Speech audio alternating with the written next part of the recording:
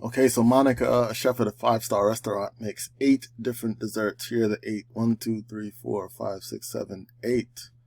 She wants to see if the customers prefer any specific dessert to another.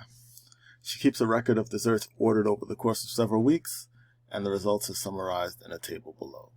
So it's a frequency distribution, the different desserts and their frequencies.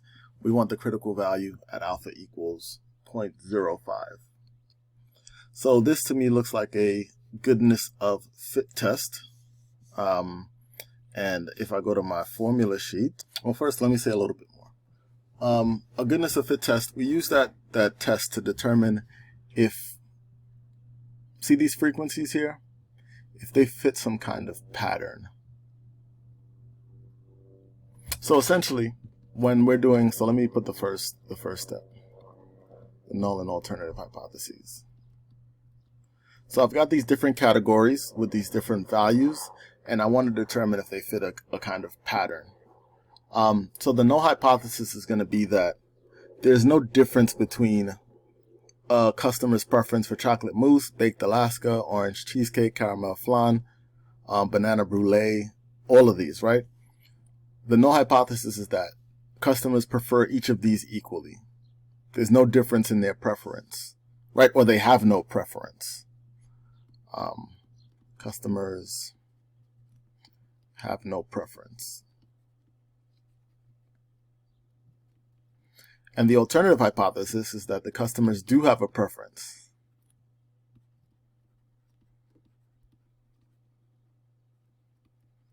And that's the claim, because the Monica wants to see if customers prefer any of these desserts to any of the others.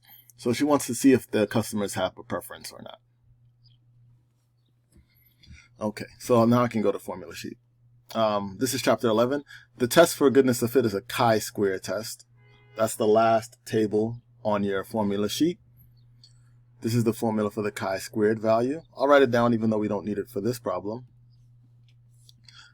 Chi-squared equals the sum of the observed values minus the expected value squared over the expected values. I'll speak to that in a second. Degrees of freedom, number of categories minus 1. Number of categories minus 1. Second step of our hypothesis testing process is to determine the critical value. So we've got alpha equals 0.05, degrees of freedom equal the number of categories. There are 8 categories minus 1, so degrees of freedom are 7 degrees of freedom. Okay, and I'll say something else about the chi-square test. So let's go down 0.05, 7 degrees of freedom. I'll go all the way down to chi-squared. Pass the t-distribution. Now the chi-square distribution is always a right-tailed. So I don't need to be worried about one tail, two tail, left tail, right tail. The chi-square is always right-tailed. So 0.05 and 7 degrees of freedom. There we are. Alpha's 0.05, 7 degrees of freedom. 14.067 is my critical value. 14.067. That's my critical value. And like we said, this is a right tail test. So here's the right tail. This critical value is 14.067. Here's our rejection region. And here's our non-rejection region. Okay? So I'll go further in this just so we can see the way this process plays out. So now we have to compute this test value. Observed minus expected squared divided by the expected value.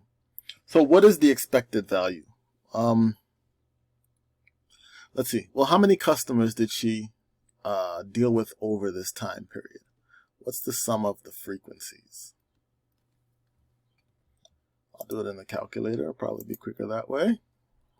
25 plus 12 plus 23 plus 32 plus 40 plus 20 plus 38 plus 40, 34. So she looked at 224 customers. These are the observed values. These are the observed values. This is what actually happened. Now, if we had our way, like the null hypothesis says, right?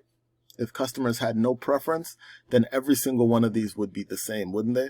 If customers had no preference, chocolate mousse, baked Alaska, cannolis, the torte, I believe that's pronounced, would all be the same. So there's 8 of them, right? There's 8 of these. There's 8 of these. So 224 divided by 8. 8 times 2 is 16. 64 divided by 8 is 8. So if we had our way, each of these would have been 28. If customers truly have no preference, we would expect that every value would be 28. So to find that chi-squared value, we would take the observed value minus the expected value, square it, divide by the expected value.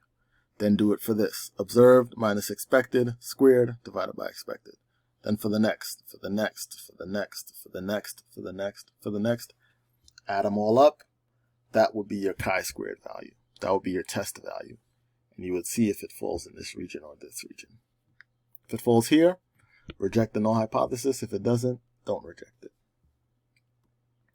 And you could also do that in the calculator too, but we'll talk about that a little later. So there's your critical value. There's the answer to the question.